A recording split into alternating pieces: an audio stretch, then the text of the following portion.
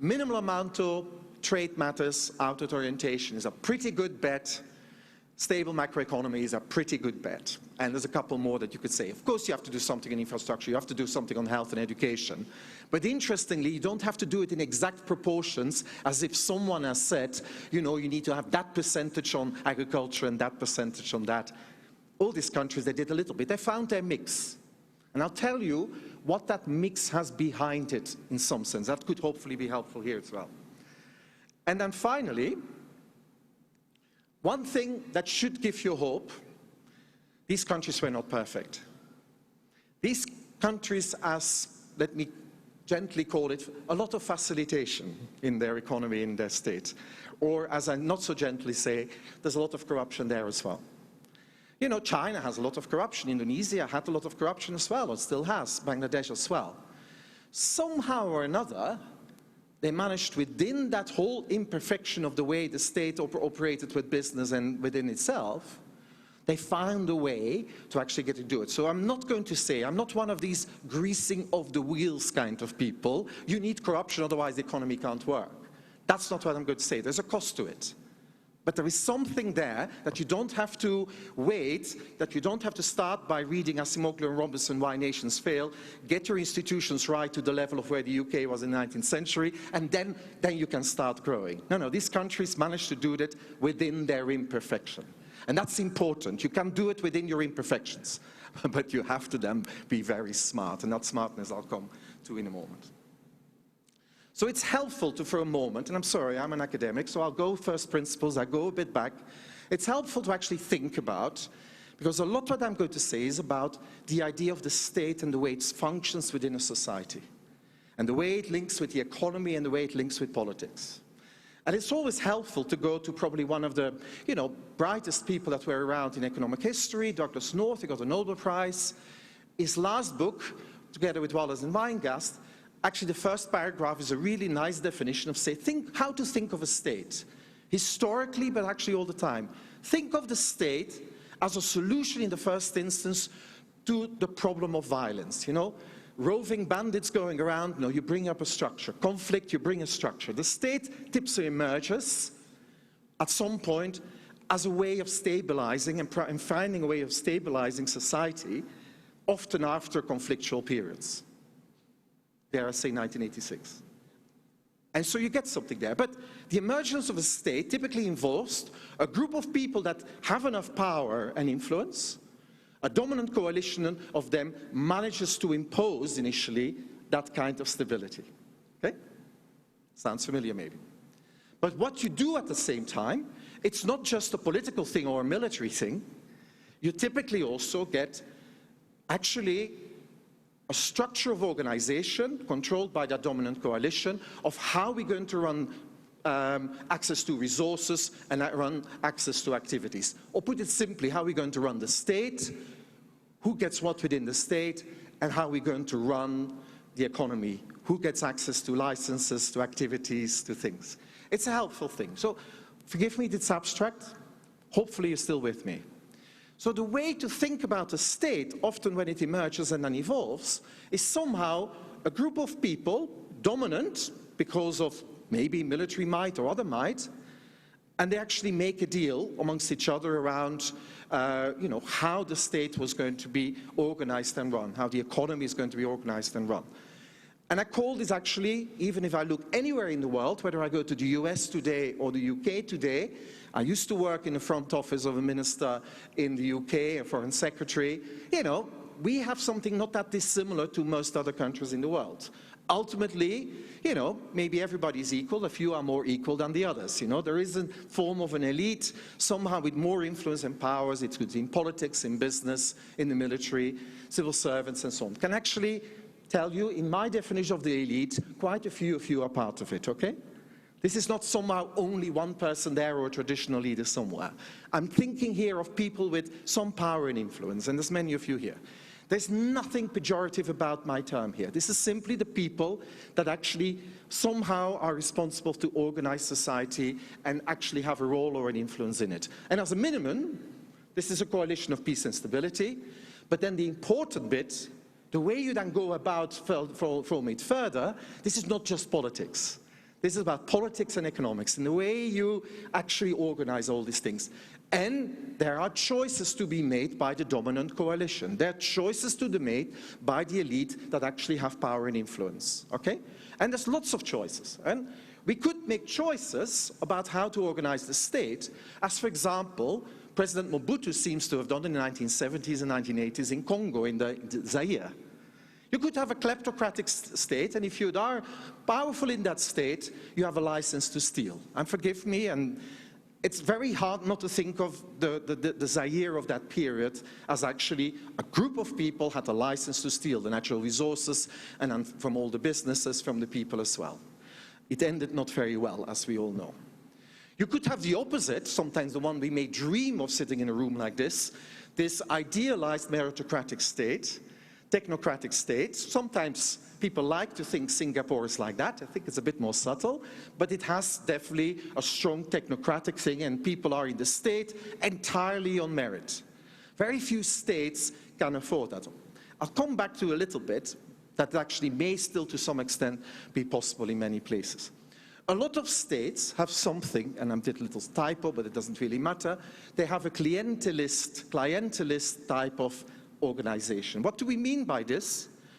That the state, and those who get powerful position in the state, is to some extent a reward for loyalty, and a reward for loyalty in terms of jobs and contracts, I'll be honest, and I know there's representatives from the UK here as well. I think the UK has elements of that. The US has elements of that. Think of party finance in the US, lobbying in the US. This is not about me so much saying there's a bad bunch and there's a good bunch. Most democracies has elements of that, because you need to somehow reward your groups for their support. Of course, there's a matter of degree. Sometimes it gets a bit more and a bit less. Most states are versions, maybe hybrids of some of these things. And these ideas and ideology and religion, all these things will feature in it. But it's quite helpful to think that states can have more of these tendencies or less.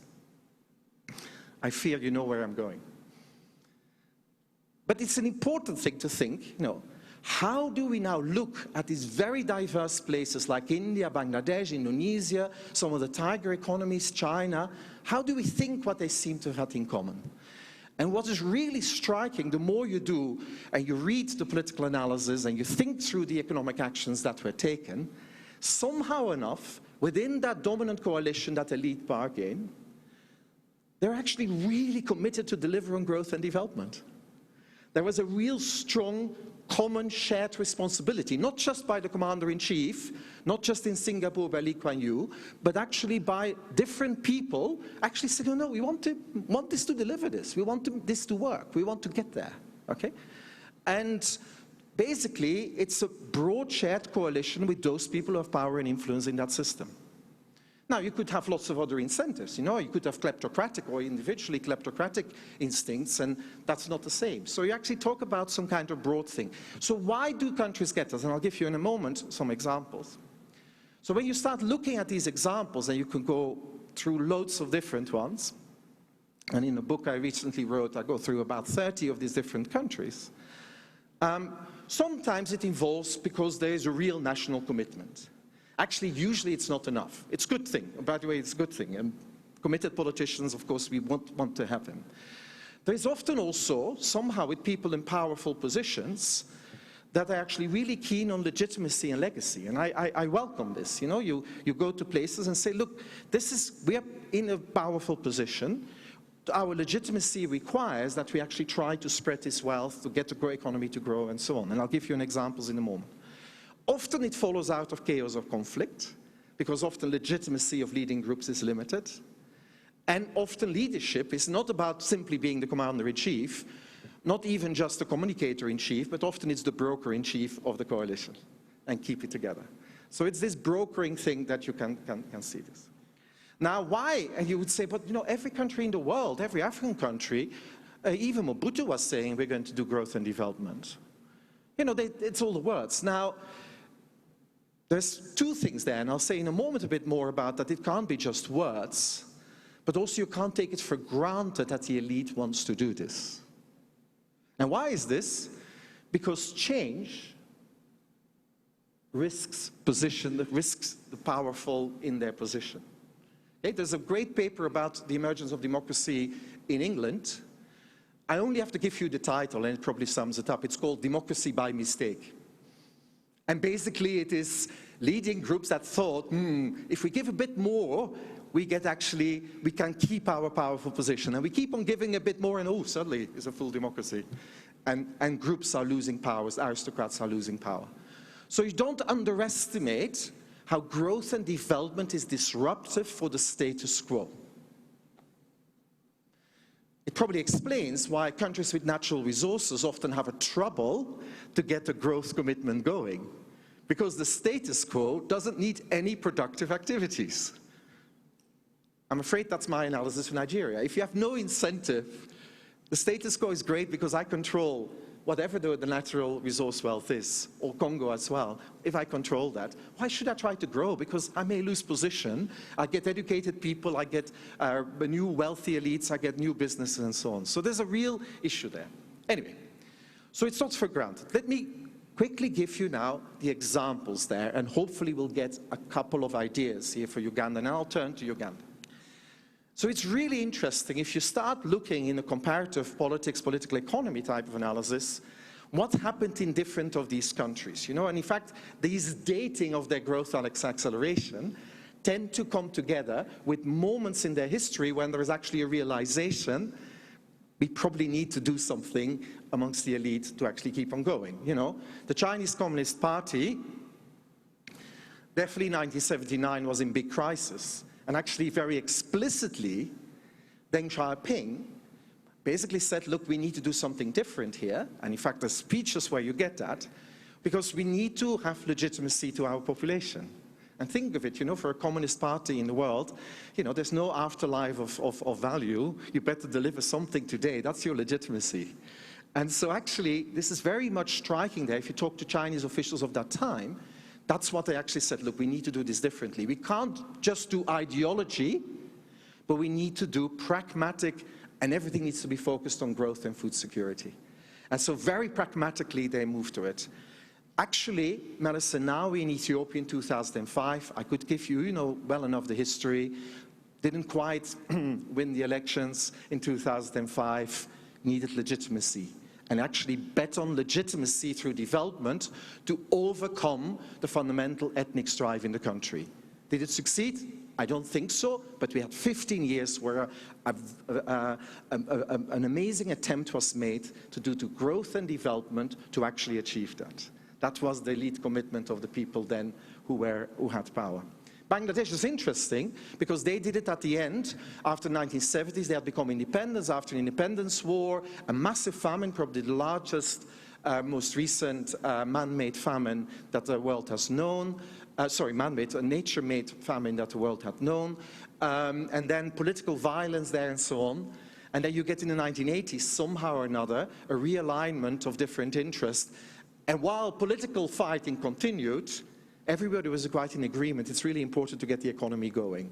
So they made the central bank, in a country where they had a lot of state-led development, they actually said, no, we're going to go to first principles. We strengthen the central bank, we go to some liberalization, and if we do industrial policies, we do a limited amount for it, but we're actually going to try to do this different. And in fact, we went even further.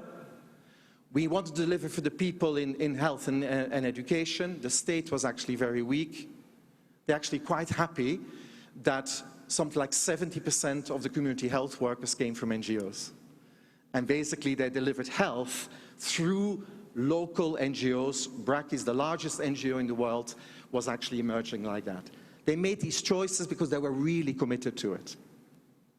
So anyway, chaos, legitimacy, and so on, often there. I think, if we go back in time, this is why I rank you in this category after 1986.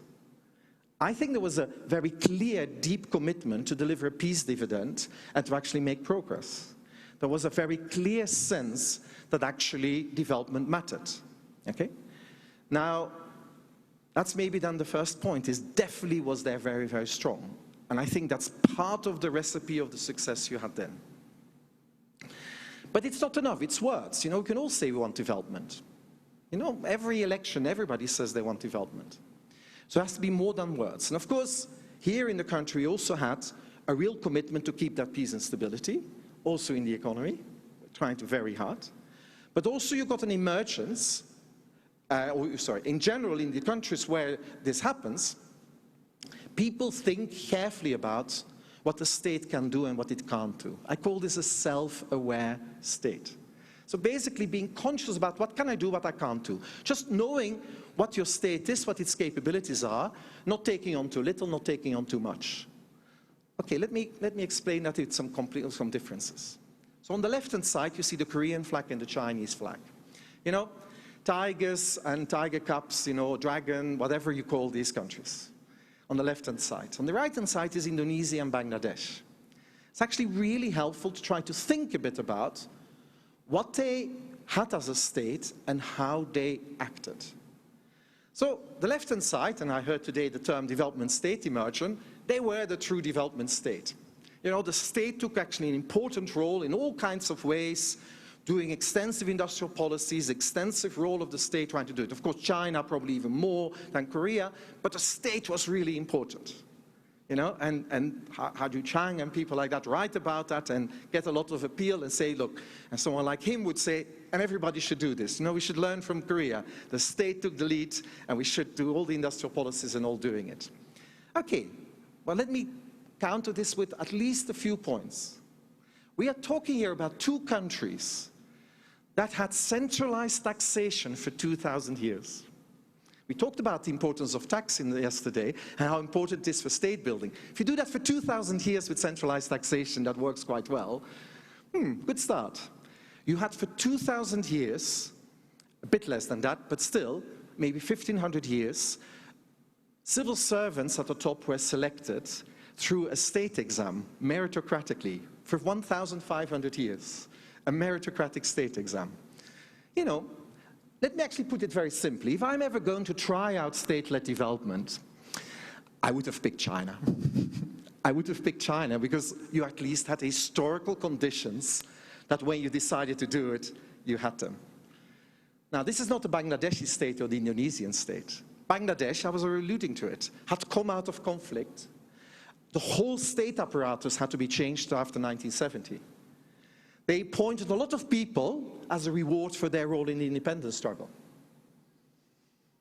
Not necessarily because they were the best bureaucrats, but a lot of people were there. Actually, you really built up, and they admit to that, what I call this clientelist state. A lot of people were rewarded for loyalty because they actually were part of the independence struggle and they were going to run this.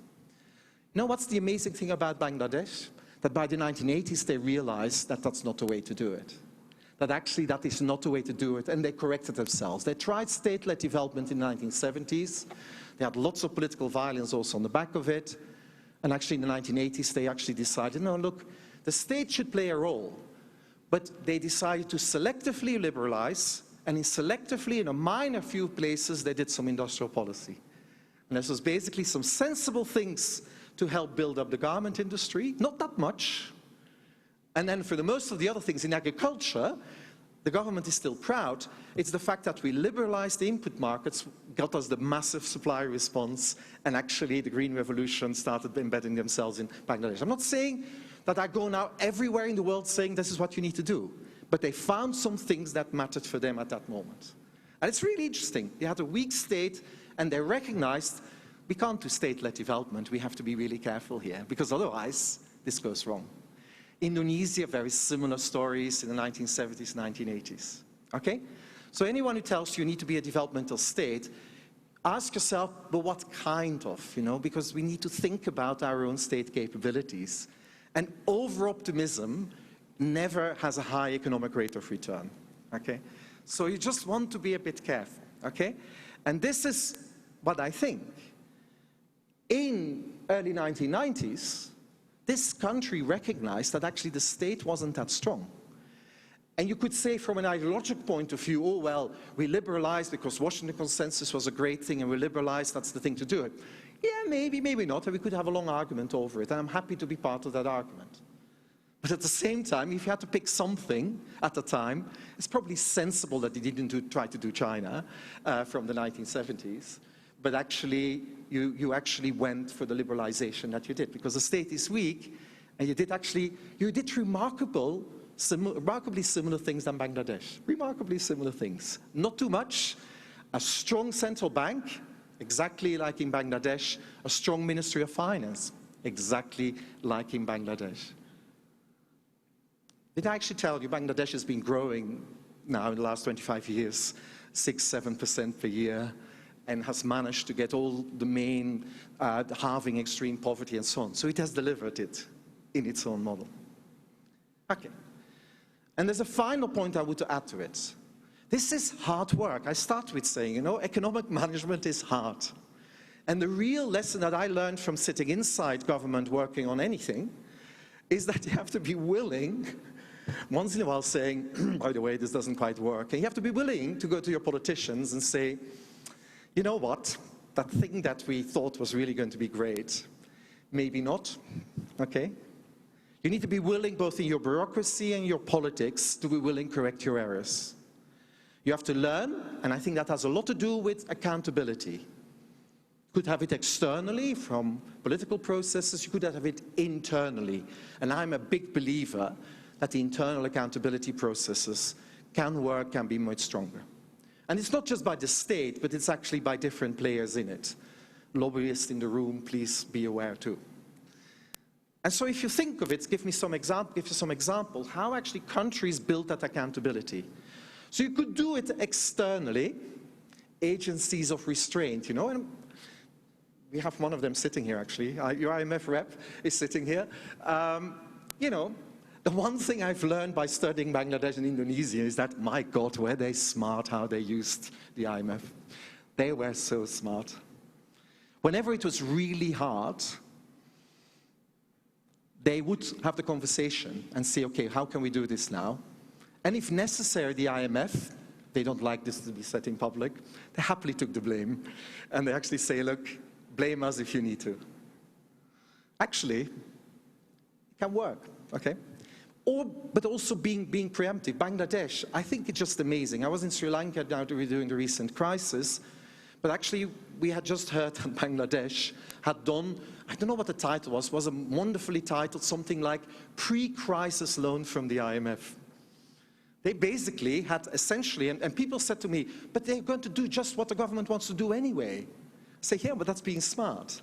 They actually went to the IMF before the crisis hit, they got the finance, they could do the difficult things, they could do them early, they could do the reforms. And it's so smart, and I just think the Ministry of Finance there is so smart. Actually, by the way, I think the Ministry of Finance here has been like this as well. You are like Bangladesh, you've done things like Bangladesh historically, you've played it smartly. You know the people involved, the former governor definitely as a big champion of this. So smart. That's how you do it, that's how you play this. If it's hard, you use them, of course. At the same time, I will say, and that's the harder one, you have to own it yourself. Over time, you have to more and more be willing to own this yourself. And that's the internal accountability. While Indonesia, Bangladesh often had to rely on the outsiders to be the policewoman or policeman, other countries built up their internal accountability themselves. So you get, for example, China. In the end, my Chinese friends, when they tell me off when I talk about the economic reforms of 1979, they said, we didn't do any economic reforms. We did governance reforms. We made people responsible to delivering whatever they needed to deliver on progress in development. So if they took the household responsibility model, that's fine. If they took something there, it was a governance reform. They made, within the party and within the civil service, people responsible for delivering on the targets. And quite punitively, so they were a bit scared. And I'm not particularly keen on that model, although one of your neighbors tends to do this a bit as well. But you can learn from China or from Rwanda. Internal accountability can work, and you need to find a way that it works within your own systems. So you can use the external accountability, you've done it well. The internal accountability, maybe you didn't do that much. By the way, Ghana used to be a very good pupil of Bangladesh and Indonesia as well, on the external one. a bit weaker on the internal one, and that's what it showed recently. So, let me now entirely, for the rest, briefly talk about Uganda. And I hope you don't think I'm being disrespectful, because I'm an amazing fan of what was achieved here. And in this early period, you had a model that, okay, with weaknesses, and all countries are difficult and so on. I come from the UK. We have to be self-conscious enough that economic models and choices you make about the economy are not always the most wise one. But you had in that period, 91, 2011, definitely still a very powerful elite commitment amongst the politics, amongst the military, amongst the economic elite. You had a self-aware state, and self-aware enough that you didn't try to do too much, that you were actually cautious and you didn't try to do too much. But the pockets of excellence and the individuals involved were really crucial there. And you had some internal accountability. Your Ministry of Finance used to be listened to. I hope it's still the case. You smartly used the external accountability. I think, and this is where you may begin to disagree, I do fear that over the decades, with the economy being more complex, with the state becoming more complex, with politics becoming more complex, this kind of united vision that actually we need to really develop this country has somehow drifted. Maybe not at the very top, I will definitely not suggest that, but definitely at various places, okay? Politics is quite expensive, forgive me to call that, say it like that.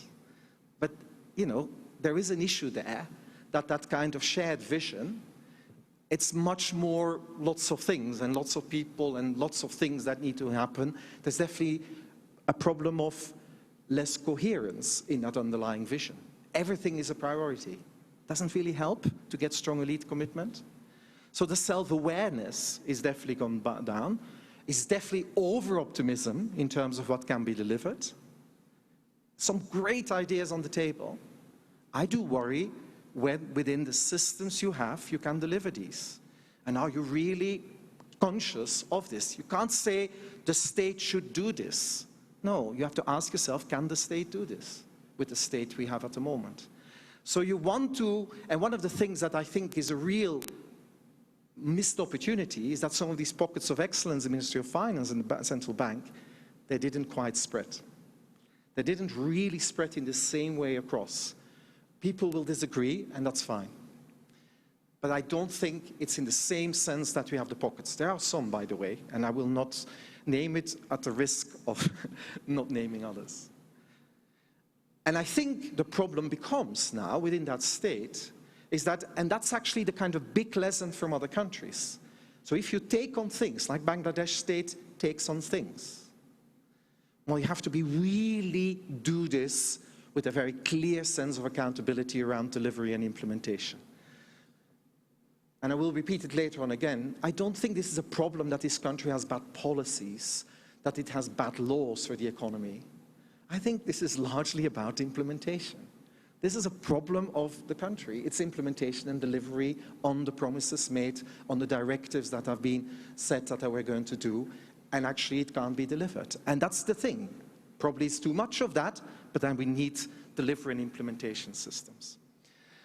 So the consequences are, put it down together, lots of potential, but a problem of maybe a failing elite commitment among some key, definitely not all, some key stakeholders in state and society and in business, an over-optimism about state-led development. If you have a state like bit more like the Bangladeshi state with limited state capability, don't try to do it all. You are not Korea and Singapore. By the way, Britain I worked in the civil service, we are not Singapore, I can assure you. We have not a state like that. And we have to be willing to be self-aware and I'm thinking what you can do within that state. And then accountability systems, internal accountability systems, carefully thinking about, are we actually holding people to account in delivery and implementation? So, future is going to be bright, I can promise you. It's really there. But there are 4 areas where and those people who keep on asking, we need to be more concrete. Okay, this is as concrete as I will be as an outsider, okay? 4 areas. I think the first one is going to be, oil is going to be the biggest signal that you can give for actually being serious about growth and development in this country. The way oil is going to be handled is going to be the prime example that if I write a book in 15 years, I'll say Uganda is back to its success story or not. I think that's going to be the case study. Why do I say this? There's some good signs there, by the way. And it's gone slow, okay. And people sometimes say, oh, the net present value of slowness is negative, you know, you lose money. Actually, I never minded that it went slow in this country. Some of the best bureaucrats have been put on it, some of the best administrators. There's been careful thought about it, and actually there is a sense, comparatively, maybe even compared to some other countries in the neighborhood, you've come somehow some good people there, and there's a bit of a buildup of institutions. The problem is essentially the massive expectations that it raises. Can I tell you the simple truth? You don't have much oil. That's not much money if you were to divide it amongst everybody. That's about $20 to $40 per person in the country per year. That's not going to make the population rich. That's only about a fifth to a tenth of what Nigeria has per year. Actually, you're lucky that that's that. It's not that much, as long as you can manage expectations of the political class, of your different ministries, of what you're going to do with it. Is how you're going to handle that will be the biggest lesson. And don't think of it, you know, we know that the date is ominous, that it's around 25, 26. I worry about that. Okay, I don't have to say more. Ghana, before a series of elections, spent all its natural resource revenue beforehand and got itself now, through to massive expectations, into debt. They spent their oil before they had it, and that's one of the causes of its crisis now. One of them, not all. That's oil. Manage it well, manage expectations, communicate, and don't make it a scramble for resources. Tax.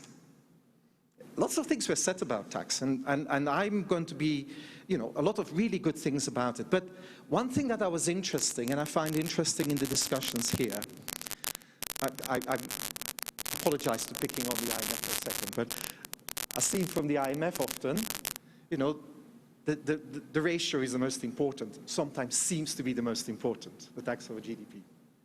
Sometimes. These are macro people, you know, I'm not a macroeconomist. You need to think very carefully how that tax is distributed amongst things, so you don't try to only pick the low-hanging fruits, because they're not necessarily the best fruits to pick. And so you want to think a bit about that, but also, if I think of tax, I always think immediately about the fiscal contract. The fiscal contract is what we actually mean about, is that you raise the taxes, but it's so crucial to be clear about what you do with it. So boosting the tax over GDP ratio without really communicating, well, we're going to really make effort to spend this money really well, and showing the results of spending it really well, that's the only way to get a fiscal contract in a country. In fact, whether it's about tax spending or tax collection, politics and technical analysis, always both of them come into it.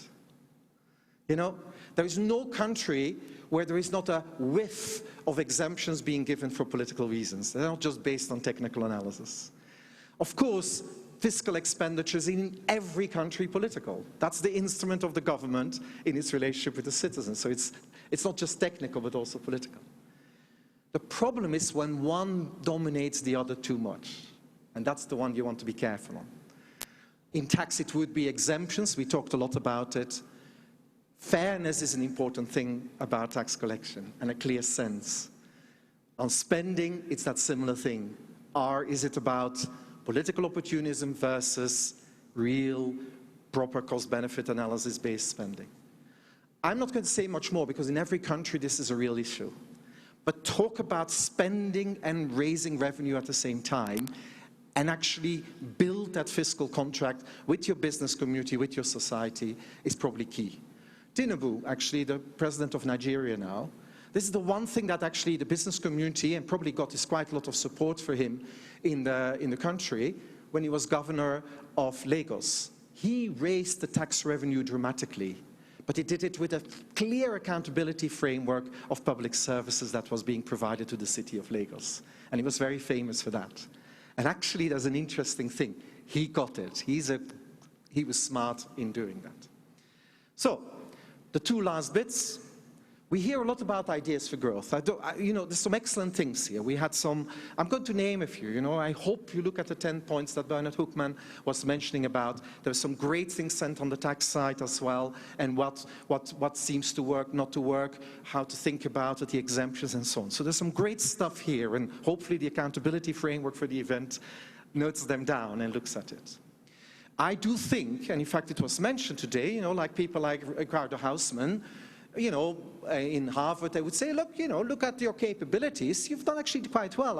I remember traveling in Lira various times and just being so impressed by the emergence of food processing industries in that area. There's a success story to be told about raising industrial capabilities here as well. So it's good, those prospects are there. But the problem I have is that I somehow felt like, and sometimes when I read the things one wants to do, I feel very old, and I feel I'm back in the 1960s and 1970s. So please learn the lessons. Please learn the lessons, and I'm not going to name the programs, but there's several of the very big ones. Let's learn the lessons when other countries have done something very similar. What went right, what went wrong, okay? So please do that. Because I don't want to go back to the 1970s. I was wearing flares and things like that, so I don't want to go back there.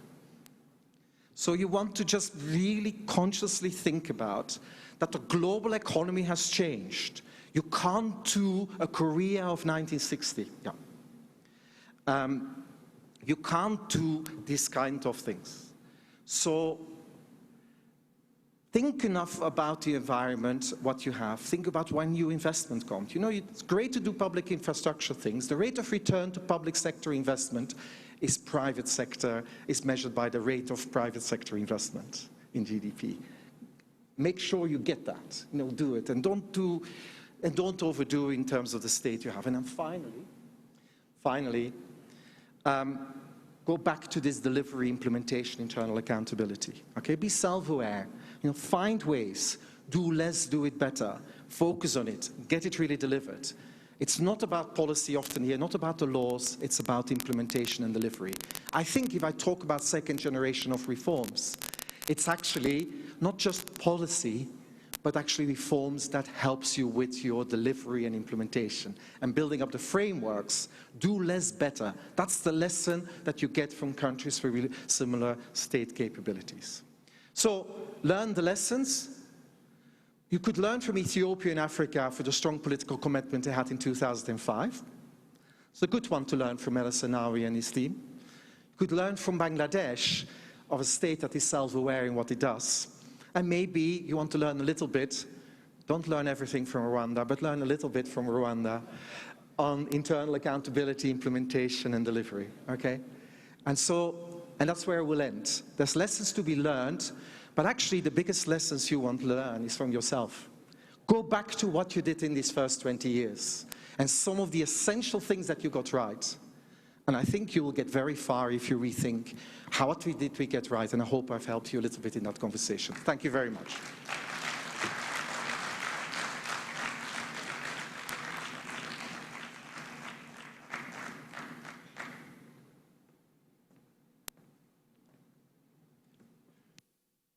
Thank you very much, Professor. Let's give him another round of applause.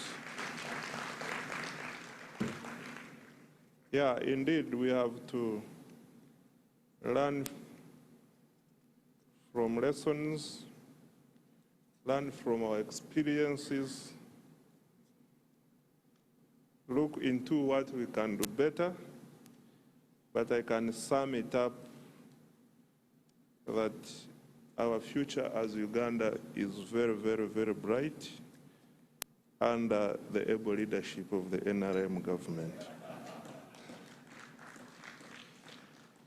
Ladies and gentlemen, we have come to the close of our 2 days engagement, and I want to end it as follows. Let me first of all begin by recognizing a few big people who are here. the permanent secretaries, I can see my friend Benjamin Kumumanya from local government. I can see my friend, the Deputy Governor of the Central Bank of Uganda, Dr. Michael Ating Ego. I can see Mr. John Musinguzi.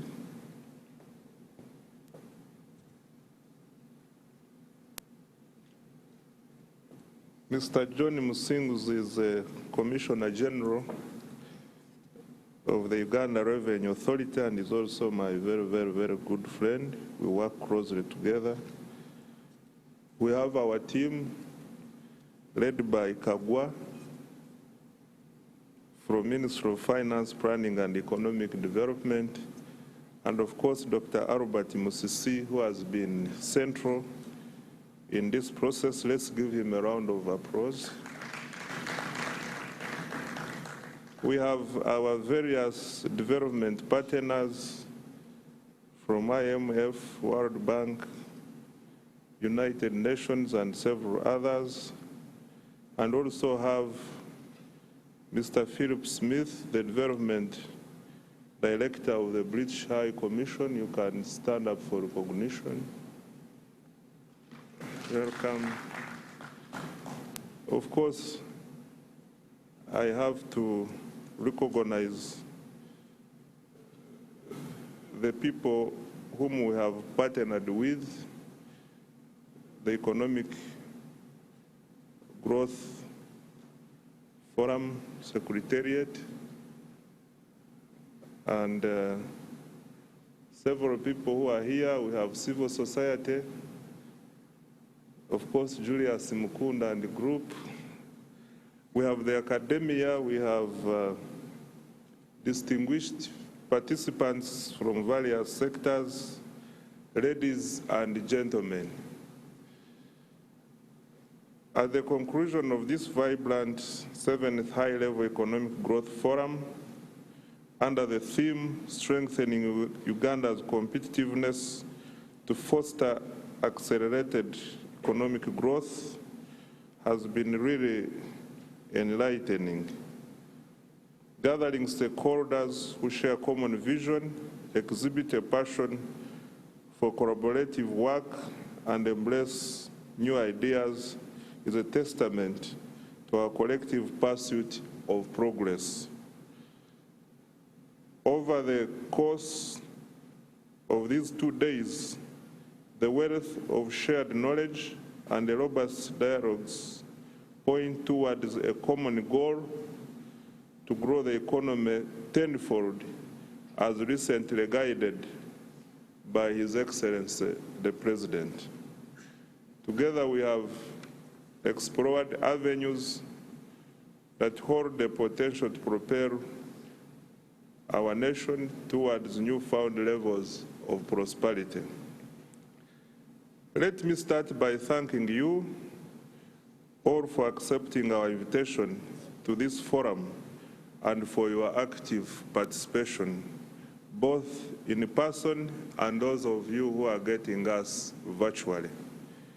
In a special way, allow me to thank and congratulate the organizers, the Ministry of Finance, Planning and Economic Development, in partnership with the International Growth Center and the UK Aid, upon a successful organization and conclusion of this very, very, very important gathering. Thank you so much, especially the International Growth Center. We really appreciate your partnership. To the presenters, discussants, and moderators, I thank you for making the forum lively and fruitful. I think no one has thanked Maurice. I want to really thank you for making this lively, and also the people who are covering, our partners who are covering UBC, NBS, and NTV, and all our other social media platforms. I really thank you so much. This conversation that we have engaged in is meant to bring together experts from various fields to facilitate knowledge sharing and debate on how to best ensure a sustainable future for an average Ugandan. I'm happy to report that this growth forum has just accomplished that. This forum is for further testament to the NRM government's openness and accountability to the people of Uganda in the conduct of the government business. Yesterday, there is someone who asked us that how often do we do these engagements and how do we ensure that all the stakeholders are involved? And I'm sure this statement answers your concern. Plus, of course, many more other engagements we do as Ministry of Finance and also the NRM government. The NRM government is committed to open discussions regarding planning and budgeting with the people, and given that resources are allocated to areas which support our growth and development strategy, it is appropriate that policies that promote inclusive recovery and growth are discussed in such a forum. Ladies and gentlemen, we gathered here yesterday and today to discuss important topic on strengthening Uganda's competitiveness to foster accelerated economic growth. Throughout this forum, our focus has been drawn to a series of critical topics that hold the power to reshape our economic outlook, especially in the face of challenges like the COVID-19 and climate change. We have explored global economic trends, strategies to boost domestic revenue, ways to strengthen exports and business productivity, and the complex interplay between climate change and economic growth. In addition, we have had vital discussions about the game-changing impact of technology and the parish development model. These discussions not only show how intentional we are about tackling these problems, but they also emphasize how urgent it is to do so if we want a secure and a successful future. The world we operate in is evolving at extraordinary pace, and the global dynamics demand that we not only keep up, but also excel. The evidence presented in this forum underscores that competitiveness is not a mere slogan. It is a strategic requirement for Uganda's growth. To seize the opportunities of the rapidly changing landscape, we must cultivate an environment that fosters innovation, efficiency, and adaptability. Uganda possesses an array of competitive strengths, ranging from its vibrant industrial spirit to its rich natural resources. Therefore, harnessing these strengths, coupled with the forward-looking government strategies that are not only responsive to current economic circumstances, but also lay the groundwork for sustained economic growth, stability, and fiscal sustainability, will be critical to determining our growth trajectory in the years to come. Embracing innovation is not just an option, it is a necessity. Innovations into clean energy like killer motors and into e-commerce showcase our potential to regionally lead in technology advancements, creating a ripple effect that elevates industries and livelihoods. As we begin to turn the corner on COVID-19, we must turn our attention on building the economy back better and climate smart. Our journey towards competitiveness also demands that we address our nation's unique challenges. We must empower our youth with skills and match the demands of the dynamic job market.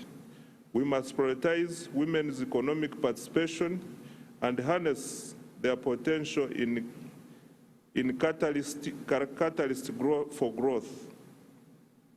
as a catalyst for growth. Addressing inequality and ensuring access to economic opportunities for marginalized communities will not only amplify our competitiveness, but also reinforce the social fabric of our nation. Our economic blueprint must reflect our aspirations for a competitive and dynamic nation. Investment in education is an investment in our future workforce, a workforce that must be equipped with the skills and knowledge to navigate the complexities of the modern economy. Allocation of resources to research and development is not a luxury, but a necessity, for it is through innovation that we can unlock new growth frontiers and remain relevant in the changing world.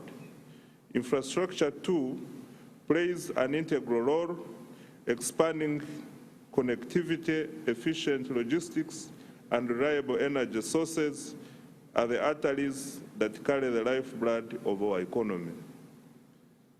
A comprehensive and strategic approach to infrastructure development is critical, ensuring that we build the foundations for sustainable growth.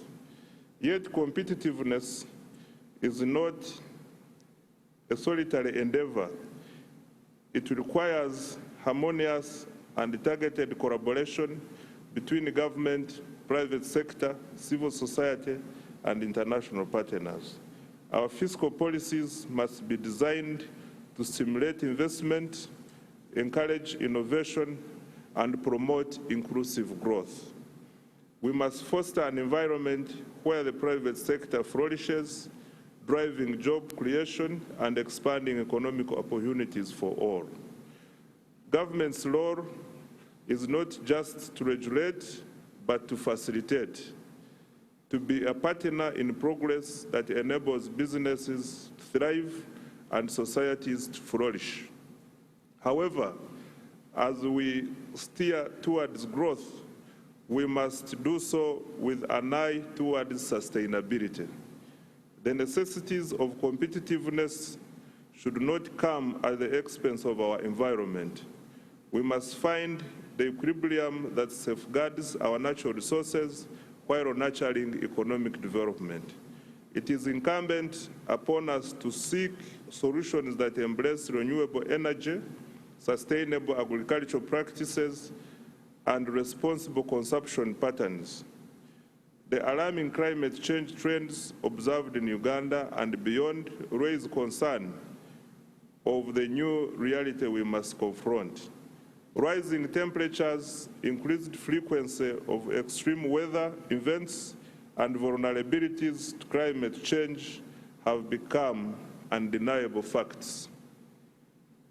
The economic losses attributed to climate-related impacts are substantial and are projected to escalate if decisive and informed action is not taken.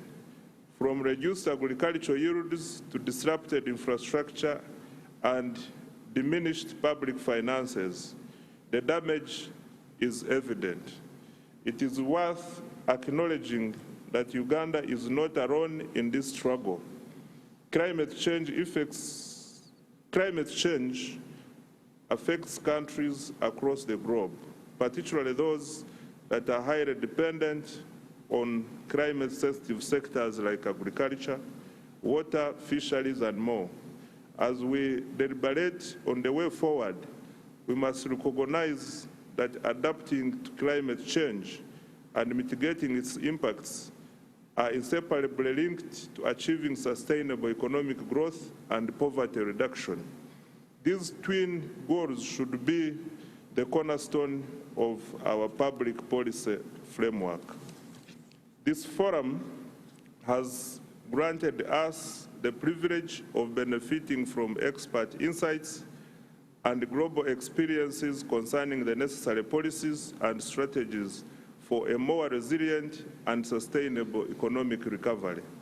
Our goal is to create economic systems that can withstand future shocks while fostering environmentally friendly and inclusive growth.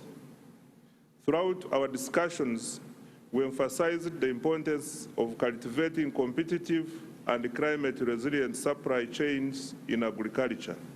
We explored various measures and tools that Uganda can adopt to enhance our trade prospects and facilitate recovery in the wake of the pandemic. We also engaged in conversations about adapting to the rapidly evolving global energy landscape and how these shifts impacts on pursuit for Uganda's industrialization. Furthermore, we delved into the reforms needed to foster local and regional development with a focus on transitioning households from subsistence living to active participation in the market economy. The forum has also provided a valuable platform for critically assess the challenges and opportunities embedded within Uganda's economy, within Uganda's policy implementation landscape. This collective exploration has offered fresh perspectives on how best to navigate these complex dynamics as we work towards a more resilient and prosperous economic future. Ladies and gentlemen, while the task ahead of us is enormous, I'm pleased that this forum has enabled us to build innovative ways to collaborate and share ideas on effective policies to meet the difficulties. What remains for each one of us, particularly those involved in the implementation of government programs, is to reflect on the forum's recommendations and incorporate them into our policies and work plans as we kickstart the planning and budgeting cycle for financial year 2024-2025. As the Ministry of Finance, Planning and Economic Development, we pledge greater commitment to implementing critical recommendations from this forum and beyond, so as to deliver government programs and services in a timely and efficient manner. I also take this opportunity to call upon my colleagues in government to renew our commitment to the service of the people of Uganda. Once again, I thank all of you distinguished participants, ladies and gentlemen, for your invaluable time and contributions during this forum. I am optimistic that we will all leave here with a better understanding of what we need to do to accelerate growth and make more inclusive for Uganda's long-term development. We pledge to continue to engage you, our stakeholders, through this forum and other forums as we endeavor to transition our society from a peasant to modern and prosperous. With these remarks, I want to take this opportunity to declare this forum concluded. Thank you so much, ladies and gentlemen, for God and my country. We are done.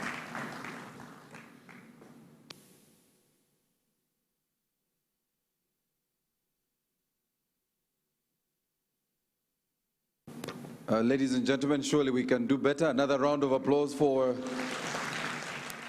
the Honorable Minister and Professor. Professor, thank you so much for, opening our eyes. You've set a template for one of the civil society members. I think it's going to be easy for him going forward. He's found a partner who agrees with his narrative.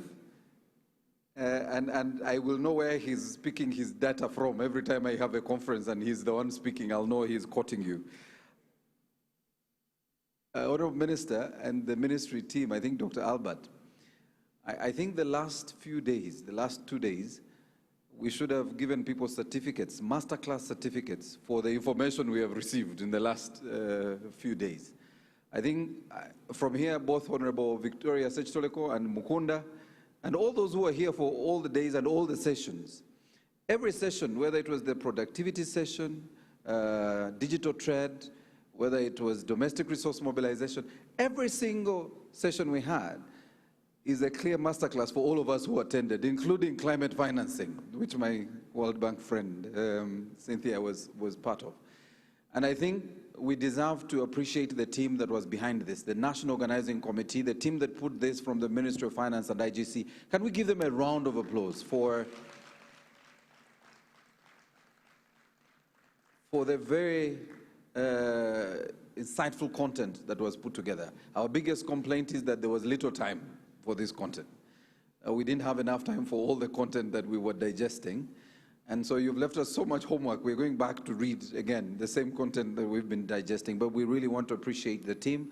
Allow me to appreciate members of the Fourth Estate that have been sharing this information with the rest of the country. Can we put our hands together for members of the press and our production teams that have done a fantastic job broadcasting this for all our partners online and the television stations, UBC, NTV, and NBS. We want to thank you for this. And I want to appreciate again, with a special emphasis, the Ministry of Finance and IGC for making this very inclusive. So can we really appreciate them for allowing all of us come here together? And it's not every day that you have, you know, the civil society in the same room, members of the academia in the same room, and you have our government officers, the technocrats that were moderating these platforms, and of course the heads of the different government agencies that are here. And we really want to appreciate our governor and the Commissioner General for making time. We know you're very busy people, but for joining us for this very critical conversation. A lot of the conversations we have, including yesterday, was what happens to the recommendations from these conferences? Does it reflect in the policies of government? And I'm glad the minister speaks to this, but also the PSST yesterday and earlier today said a lot of the recommendations that come through these forums and this particular forum speak to the policies government is taking. And I'm glad that even when I think one of the doctors was speaking here, he said a lot of the conversations we're having and the presentations being made across the board, whether it was under ICT or even local government, government has actually already put in place policies that speak to those conversations. And that what we need to do is tighten the loose ends. And I think, you know, what Dakon has done, Professor, is just tell us to just be more efficient. Do the things you're doing, but do them better than you're doing them. And he told us to go back to 91 to 2011. We are going to reflect on a lot of this information, and we really appreciate that. So you now all deserve lunch. You've stayed with us quite long, so you all deserve lunch, and lunch is going to be served upstairs where we were yesterday. I want to request Shaka, if you're near here, to come and pick our minister and our representative of the High Commission, the British High Commission, and of course Dr. Jonathan and new farmer, Richard. Please allow them to walk out as the rest of us wait, and I'll request the Governor and the Commissioner General to join them. Members of the media, if we can provide space in the middle there, so that we can we move one of the cameras there? So you could join them. I think you're the first people to get lunch. Members of the press, the minister will be available immediately after his lunch. So the trick is you have your lunch with the minister and then interview him immediately after. He's available immediately after lunch, members of the press. So to the rest of us, I hope you have a coupon for lunch. I humbly request, and the PS, please join them. Permanent Secretary Kumumanya, please join the team. I really want to request the rest of us, let's continue this conversation and share the information you have in your packs. If you want the...